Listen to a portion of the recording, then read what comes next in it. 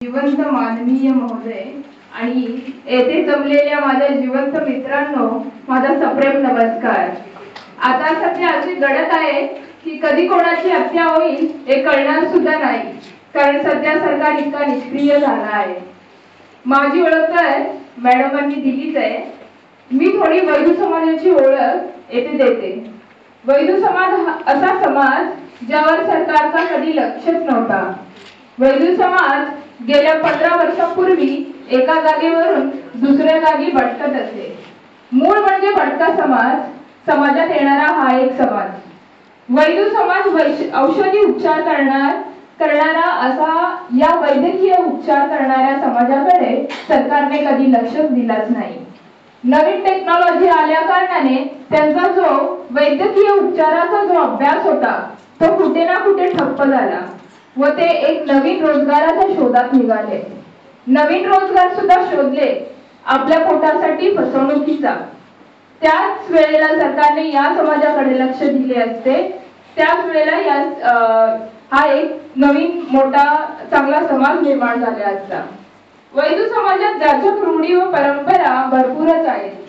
कधी शिक्षण घेतलेच नाही त्यांना माहीत असणार डॉक्टर बाबासाहेब कोण आणि त्यांनी भारताचं संविधान का लिहिला। न माहीत असल्या कारणाने त्यांनी स्वतःचाच एक कोड बनविला, त्यांच्या भाषेत जात पंचायत म्हणतात। जे जातीच्या नावाने अघोरी रूढी परंपरांना चालवतात। स्त्रियांचा तर काहीच स्थान त्या समाजात आहेच नाही किंवा जात पंचायतीत सुद्धा नाही। या रूढी आणि परंपरांना मोडीत काढण्यासाठी महाराष्ट्रात 1823 मध्ये लोकहितवादीचा जन्म झाला आणि 1873 साली प्रबोधन ठाकरे वारले। सलग 150 वर्ष महाराष्ट्राला समाजसुधारक समाजाला राबले। लोकहितवादी होते महात्मा ज्योतिबा फुले होते, सावित्रीबाई फुले होते, न्यायमूर्ती रानडे होते, सावरकर होते, आंबेडकर होते, अमित दलवाई होते, तरी हा महाराष्ट्र पुरोगामीच्या वाटचालीत आहे। या सगळ्यांनी विचारांनी महाराष्ट्र पुरोगामी करण्याचे ठरवले होते। नागी सनातनी शक्तींसारख्या शस्त्राचा वापर केला। यांचे शस्त्र यांचे विचार होते। असे विचारवंत सगळ्यात जास्त या महाराष्ट्रात होते। वैद्य समाजाला तर पुरोगामी म्हणजे काय हा शब्दाचा अर्थच माहित नाही, तर तुम्ही विचार करा या मागासवर्गीय समाजाकडे सरकारचा किती दुर्लक्षपणा आहे। माझ्यावर घडलेल्या जातपंचायतीचा भयानक वेळ मी आपल्याला सांगू इच्छिते। गेल्या 2013 साली सप्टेंबर महिन्यात वैद्य समाजाची जातपंचायत भरली, ते पण मुंबई सारख्या जोगेश्वरी विभागात।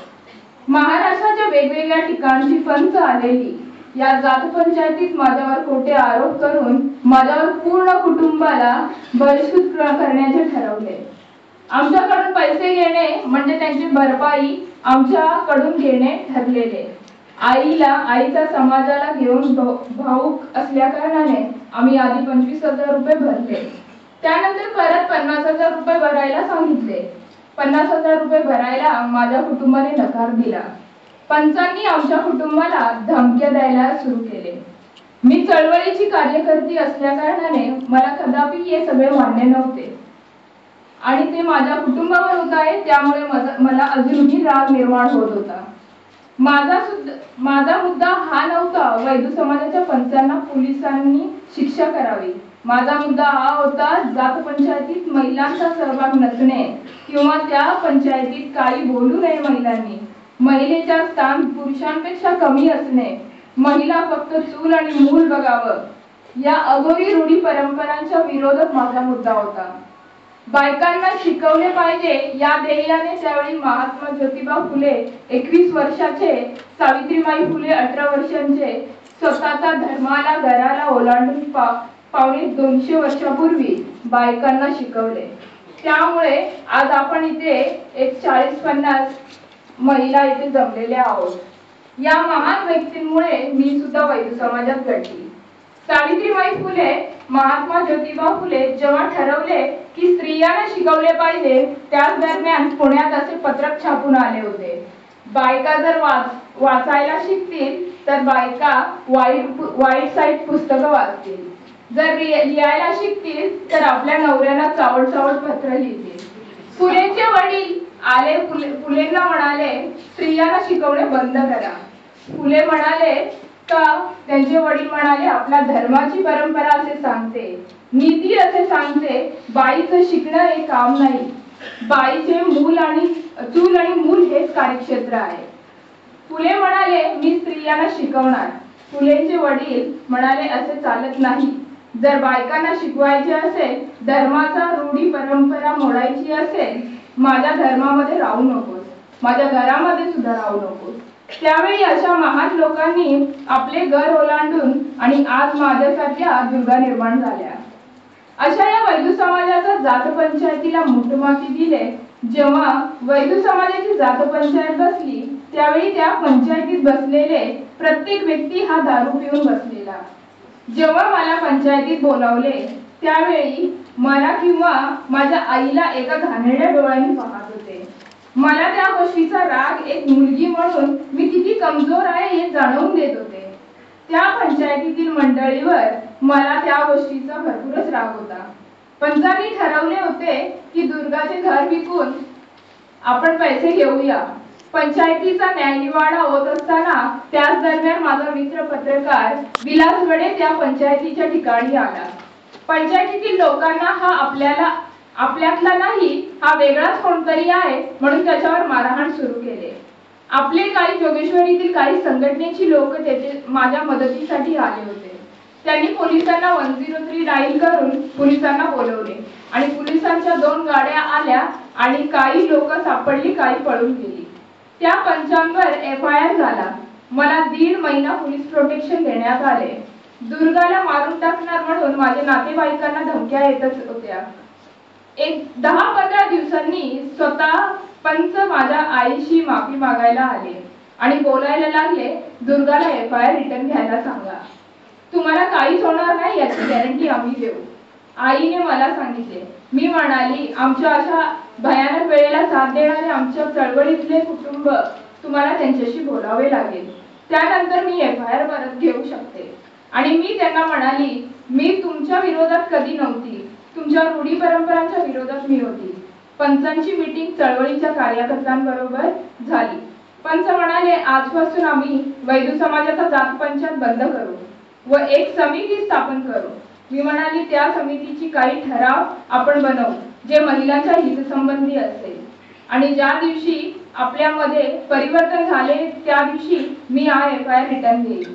समितीची स्थापना केली. एक खूप मोठा कार्यक्रम झाला आणि परिषदेत पंचांनी म्हणाले, यापुढे वैदू समाजाचे जात पंचायत बंद होतील आणि आम्ही या जात पंचायतीला येथेच मुठमाती देऊ. संविधानाच्या वाटचालीवर चालू असे ठराव त्यावेळी ठरले. आज महाराष्ट्रातील वैदू समाजाची कित्येक प्रकरणं बाहेर पडत आहेत. ते म्हणजे पुरोगामी वाटचाल सुरू आहे. वैदू समाजाची कित्येक प्रकरणं तशाच पडल्या आहेत. वाळीत टाकण्याचे किंवा बालविवाहाचे ही प्रकरणं सोडवण्यासाठी मी वैदू समाजाबरोबर काम करत आहे. मी आभारी आहे माझ्या कुटुंबाचा, जे मला वेळोवेळी समाजाच्या विरोधात जाऊन माझ्या सोबत उभे राहिले. मी आभारी आहे अंधश्रद्धा निर्मूलन समितीचा, जो माझा विषय जोरात पकडून मला वेळोवेळी साथ दिला. मी आभारी आहे राष्ट्रसेवा दलाच्या, जे नेहमी विचारत, तुमच्या कुटुंबाला काही समस्या तर नाही ना, माझ्या वेळेला घरी कोण नाहीये त्यावेळी ही कार्यकर्ता येऊन माझ्या आईला सांत्वना देत. मी आभारी आहे जोगेश्वरीतील संस्था संघटनेचा, माझ्या वेळेला प्रत्यक्षरित्या नेहमी सोबत उभे राहत. मी आभारी आहे आपल्यासारख्या विचार ठेवणाऱ्या मीडियाचा, त्यावेळी मला योग्य सहकार्य केले. मी आभारी आहे कलमनामाचे संपादक युवराज मोहिते व अस्मी प्रतिष्ठानचे संचालक जयप्रकाश लब्धे यांचे, जे मला व माझ्या कुटुंबाला पुरस्कार देऊन काम करण्याचा उत्साहाला वाढवले व माझ्या कुटुंबाला कळवले, दुर्गा एक चांगल्या दिशेने चालली आहे. या पुरस्काराच्या मार्फत कुटुंबाला समजवण्यासाठी मी आभारी आहे. येथे जमलेल्या माझ्या बंधू आणि भगिनींनो, माझ्या कामाला प्रोत्साहन करण्यासाठी मी आपलेही आभारी आहे. माझ्या भावना आपल्यापर्यंत पोहोचले असतील असे समजून मी माझे बोलणे येथेच थांबवते. लाल सलाम.